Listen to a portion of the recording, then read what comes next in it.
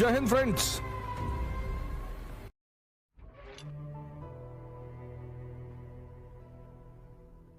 इसलिए मैं बार बार कहता हूं कि बुद्ध को और अंबेडकर को, दो आदमी को पढ़ना बहुत जरूरी, बहुत।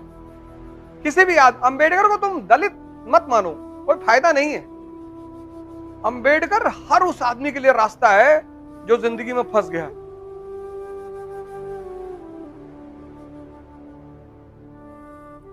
अब दलितों ने क्या किया, उनको भगवान बना दिया। तो भगवान का मतलब यह कि जो वो कर रहे हैं वो भगवान थे, हम कर ही नहीं पाएंगे, बच गए दलित। और सवर्ण कहते हैं कि हम लोगों को बहुत परेशान किया इन्होंने। कैसे नहीं किया, हम लोग को बहुत परेशान किया। तो कैसे किया, अब किया है, अब क्या बताते कैसे किया। लेकिन वो आदमी चूंकि बुद्ध से जुड़ा हुआ है, उस आदमी को यही बात तो समझ में आ गई। इतना महान कैसे बन गया वो आदमी। उस आदमी को बस एक बात समझ में आ गई कि बॉस अपने मन को जीत लो। और ये बात सिखाई किसने, उनके ब्राह्मण टीचर ने, जिसकी टाइटल ली उन्होंने अंबेडकर।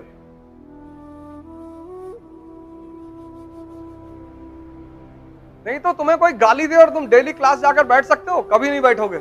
लेकिन वो मास्टर जो पीछे बैठा हुआ था ना, वो बताता था कि कोई बात नहीं, कृष्ण को भी गाली पड़ती थी, कृष्ण को भी लड़कियां चढ़ाती थी।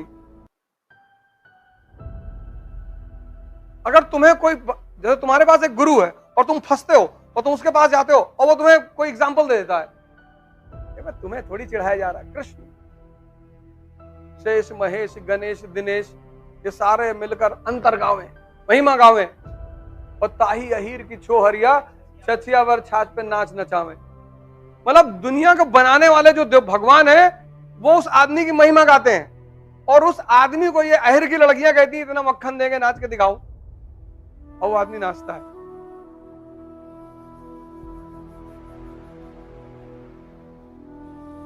ताही अहीर की चोहरिया, कितना पहले नाचो, और वो आदमी भगवान बन गया। और जितने लोग शास्त्र पढ़ रहे थे उनका कहीं कोई नाम ही नहीं है।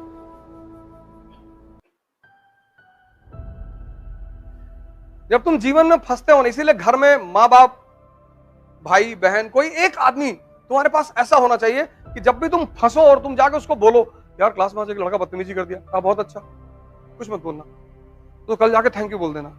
जब गर्दन काटनी है तो गाली देने की जरूरत क्या है। हाँ चले, तुमने दूसरे दिन आके उस लड़के को कह दिया कि थैंक यू यार, अच्छा किया तुमने मेरी बेइज्जती की। अब अगर तुम मन में उसके वेमनेस रखोगे, डेली नहीं पढ़ पाओगे क्लास में। डेली जैसे तुम्हारी नजर उस लड़के पड़ेगी, तैसे तुम्हारा 2 किलो खून जल जाएगा। एक आदमी अपनी लाइफ में पकड़ो, एक, कोई भी एक आदमी, चाहे तुम्हारी माँ है, चाहे पिताजी है, चाहे दोस्त, कोई दोस्त मिल जाए ऐसा जो तुमको चढ़ाता रहे हर जगह पे, फिर डरने की कोई बात नहीं, मार डालो।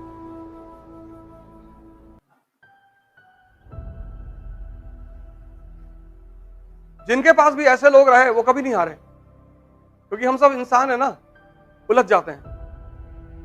तो उस उलझाहट में अगर कोई आदमी आके एक एग्जाम्पल दे देता है तो बस वो हिम्मत बन जाती है।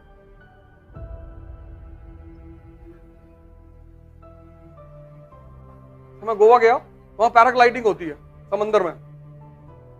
तो हम चले गए, हम करीब 12-13 लोग थे। तो हम जिस शिप में बैठ के गए, स्टीमर पे, उसमें मैं अकेला पड़ गया और बाकी मेरे सारे दोस्त दूसरे स्टीमर में। और हम जिस स्टीमर में थे उसमें करीब 9 लड़कियां थी और मैं सबके पीछे बैठा हुआ था। वो जो पैराग्लाइडर था उसने मुझे लगा कि ये सब करेंगी, पहले तो देखा जाएगा कैसा हो रहा है, डर लगेगा तो कह देंगे भैया तबीयत खराब हो रही, नहीं करेंगे। उसने सबसे पीछे से शुरू किया। वो जो आदमी था उसने कहा इधर आ जाओ। मैंने कहा सर मैं तो पीछे बैठा, इधर आओ चलो। अब मुझे लगा कि अरे भगवान, क्योंकि मैं तो ये सोच के पीछे बैठा था कि पहले ये लोग जाएंगी, अगर कोई थोड़ा बहुत खतरा हुआ तो निकल लिया जाएगा कि सर यहां दर्द हो रहा है सर।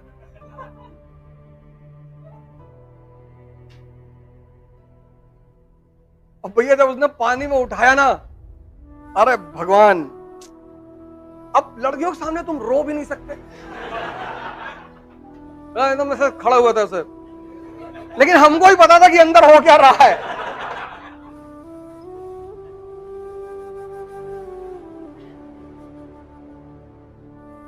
फिर मैंने उससे पूछा, उससे बोट वाले से कि अबे रस्सी टूटेगी तो नहीं? कभी कभी टूट जाती है।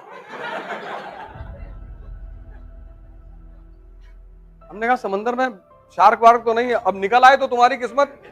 वो और उल्टा बोल रहा था। जैसे भाई एक आदमी होता है वो आपको हिम्मत देता है, कह रहा है नहीं भाई साहब रस्सी नहीं टूटती। वो गोवा का आदमी थोड़ा रफ होता है, होते हैं रफ, वो ज्यादा बात नहीं करते। मैंने कहा भाई साहब वो शार्क वार्क तो नहीं आती? कहा तुम्हारी किस्मत होगी तो आ जाएगी। अरे मैंने कहा यार अब भगवान आज निकाल ले किसी तरह से।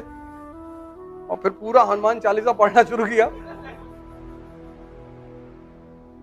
इसलिए तो कबीर ने कहा दुख में सुमरन सब करे, सुख में करे न कोय। और जो सुख में सुमरन करे तो दुख काहे को होए।